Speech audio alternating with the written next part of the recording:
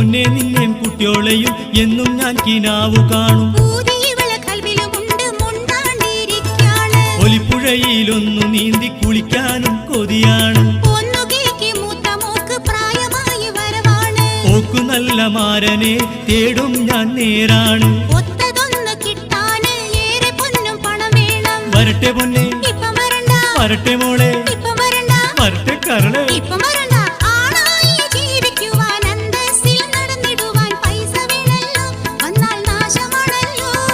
പറയാനെനിക്ക് പലതുമുണ്ട്, പറഞ്ഞാലോടുങ്ങാത്ത കാര്യമുണ്ട്.